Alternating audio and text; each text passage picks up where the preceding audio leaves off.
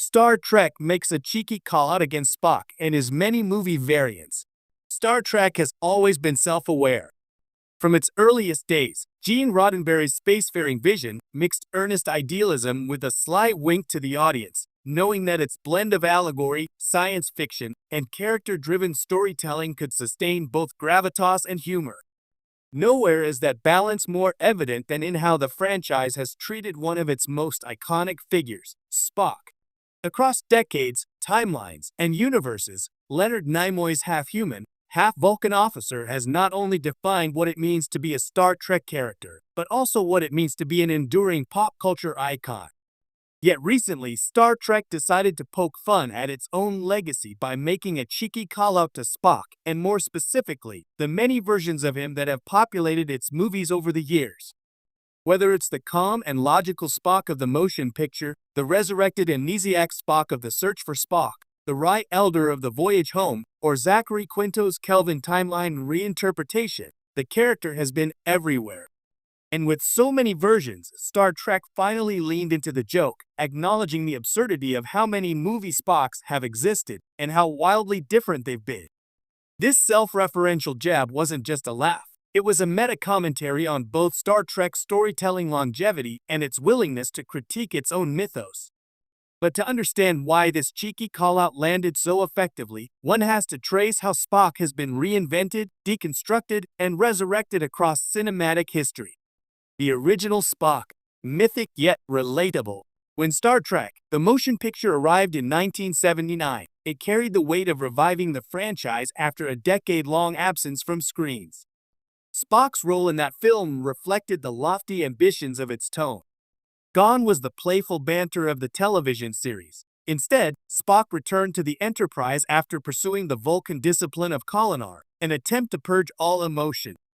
This Spock was distant, austere, and symbolic of the film's broader reach toward metaphysical science fiction. Yet even as he achieved near-perfect logic, Spock couldn't deny the emotional pull of his connection to Kirk, McCoy, and the Enterprise crew. By the end of the movie, Spock represented both the struggle and the reconciliation between intellect and emotion, a theme that would define every iteration of him going forward. Still, in hindsight, the movie Spock of the motion picture feels almost like a prototype, a version too cerebral and restrained to sustain audience affection without the counterbalance of warmth or humor.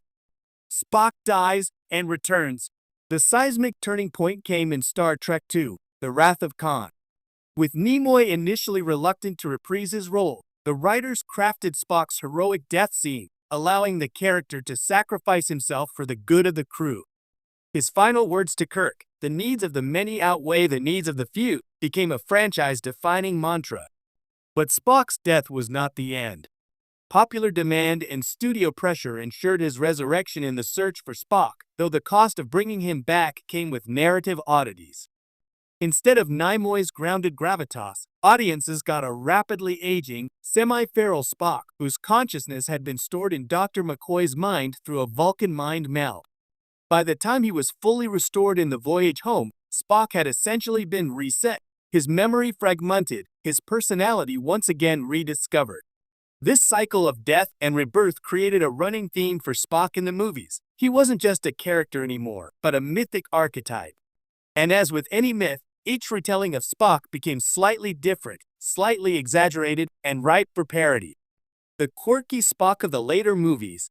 By Star Trek IV, The Voyage Home, Spock had become something entirely new, a fish-out-of-water comedic foil. In a film filled with time travel hijinks, Spock's blunt Vulcan logic clashed hilariously with 20th century Earth slang and irreverence. Scenes of him attempting to curse, interact with San Francisco locals, or casually dive into a whale tank softened the austere image from the motion picture. This evolution wasn't just comic relief. It was Star Trek acknowledging that Spock could be retooled to fit the tone of whatever story was being told. Whether philosophical, tragic, or comedic, Spock was a narrative chameleon. And that adaptability made him perfect for self-referential humor in modern Star Trek. The Kelvin timeline Spock. When J.J. Abrams rebooted the franchise in 2009, Zachary Quinto stepped into the role with the unenviable task of playing a Spock for a new generation. His portrayal leaned into raw emotion and internal conflict, showing a Spock who struggled with his dual heritage more openly than Nimoy's had. But Abrams didn't stop there. He doubled down on the multiplicity of Spock by also bringing back Leonard Nimoy as Spock Prime, effectively making Spock both mentor and parallel to himself. This multiverse twist meant that Star Trek now had two canonical Spocks coexisting on screen, a fact that could only escalate the self-awareness of how many versions of the character the franchise was willing to juggle. Strange New Worlds joins the conversation. Enter Star Trek: Strange New Worlds, where Ethan Peck now portrays a younger Spock.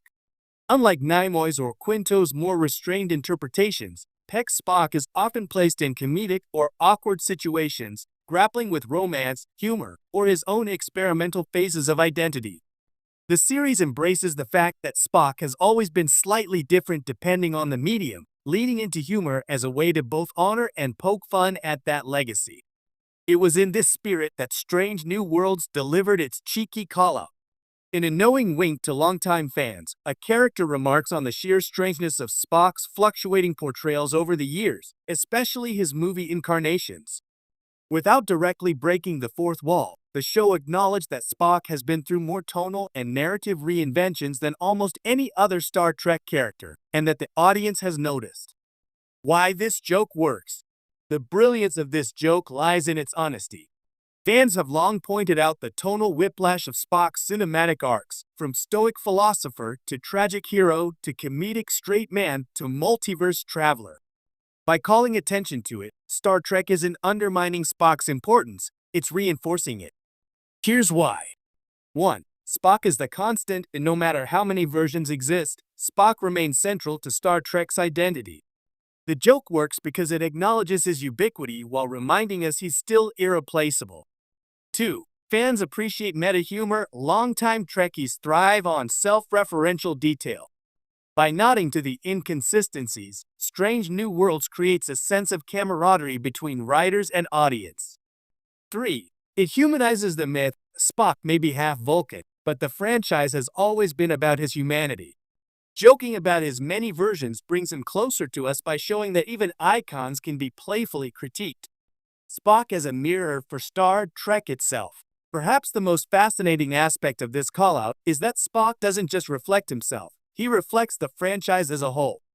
Just as Spock has taken on different forms to suit the tone of each film, Star Trek itself has reinvented across generations, from the high-concept optimism of TOS to the serialized prestige drama of Discovery to the episodic character focus of Strange New Worlds. Spock's many movie selves mirror the franchise's flexibility,